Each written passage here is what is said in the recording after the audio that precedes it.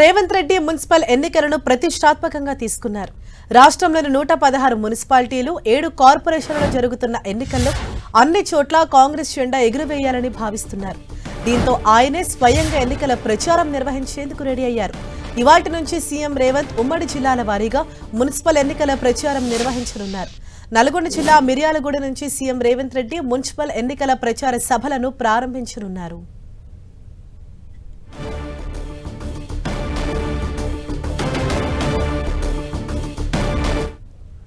దీనిపై మరింత సమాచారం మా ప్రతినిధి ప్రతాప్ మనకు అందిస్తారు. ప్రతాప్, మున్సిపల్ ఎన్నికల్లో ప్రచారాలకు సంబంధించి సీఎం రేవంత్ రెడ్డి షెడ్యూల్ రాబోయే రోజుల్లో ఏ విధంగా ఉంది?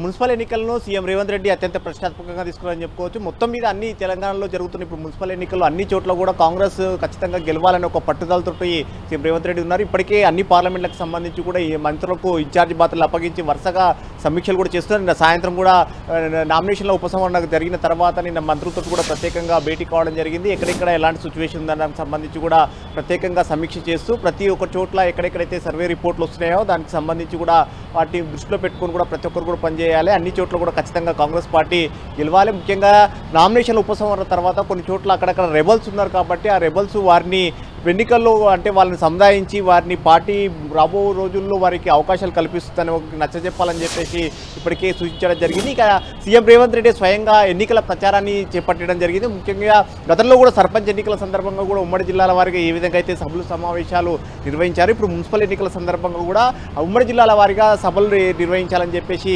నిర్ణయించారు. గతంలో కొన్ని 3 జిల్లాలకు సంబంధించి కూడా సభలు జరిగాయి కాబట్టి ఉమ్మడి మహబూబ్నగర్ జిల్లా కానీ ఖమ్మం అదేవిధంగా వరంగల్ జిల్లాకు సంబంధించి కూడా గతంలో జరిగాయి. ఇప్పుడు ఈ రోజు నుంచి కూడా నల్గొండ జిల్లా నుంచి కూడా మరోసారి 2వ విడత ప్రచారాన్ని శ్రీకారం చుట్టడం జరిగింది. ఈరోజు నల్గొండ జిల్లాలో మిర్యాలగూడలో సీఎం రేవంత్ రెడ్డి బహిరంగ సభలో పార్టిసిపేట్ చేస్తారు. అక్కడ ఇంటిగ్రేటెడ్ స్కూల్ను లాంచ్ చేసిన తర్వాత కొన్ని అభివృద్ధి పనులకు శంకుస్థాపన చేసిన తర్వాత అక్కడ ఏర్పాటు చేసిన బహిరంగ సభలో పాల్గొని 2 ఏళ్లలో ప్రభుత్వం వచ్చిన తర్వాత చేసిన అభివృద్ధి కార్యక్రమాలన్నిటి కూడా వివరించబోతున్నారు. వీటితో పాటు ఫర్దర్గా నెక్స్ట్ ఈ 3 ఏళ్లకు సంబంధించి కూడా కార్యాచరణకు సంబంధించి ఎక్కడెక్కడైతే ఎలాంటి ప్రభుత్వం టార్గెట్గా పెట్టుకుందో వాటి అన్నిటి కూడా వివరించే అవకాశం ఉంటుంది. ఈరోజు నల్గొండతో పాటు రేపు కరీంనగర్ జిల్లా చొప్పదండిలో అదేవిధంగా ఎల్లుండి నిజామాబాద్ రూరల్ అలా తర్వాత ఈ నెల 7న వికారాబాద్ జిల్లా పరిగిలో అదేవిధంగా వరంగల్ జిల్లా భూపాలపల్లిలో కూడా ఈ సభలన్నిటి కూడా ఏర్పాటు చేయడం జరిగింది. ఈ నెల 9న మెదక్ జిల్లాలో కూడా ఈ ఉమ్మడి మెదక్ జిల్లాలో కూడా ఒకటి పార్టిసిపేట్ చేయబోతున్నట్టు కూడా చెప్పారు. ఇప్పటివరకు జరిగిన సభలన్నిటి కూడా చూసినట్టయితే గతంలో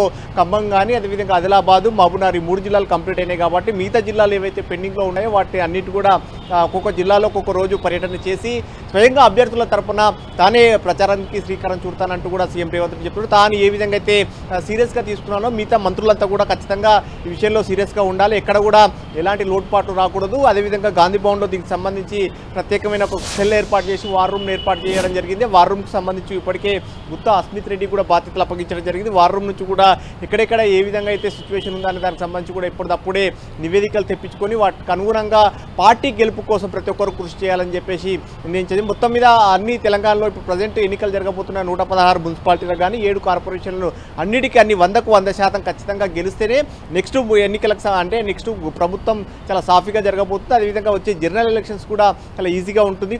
పార్టీకి సంబంధించిన క్యాడరే అధికార అంటే పదవుల్లో ఉన్నట్లయితే కనుక నెక్స్ట్ వచ్చే ఎన్నికలు చాలా ఈజీగా ఉంటుందని చెప్పేసి ఒక ఆలోచనతోటి సీఎం రేవంత్ రెడ్డి అందరికీ దిశానిర్దేశించారు. సో మొత్తం మీద ఎన్నికలకు సంబంధించి కూడా అందరినీ వారిని గైడ్ చేస్తూ మోటివేట్ చేస్తూ సీఎం రేవంత్ రెడ్డి ముందుకు వెళ్తున్నారు.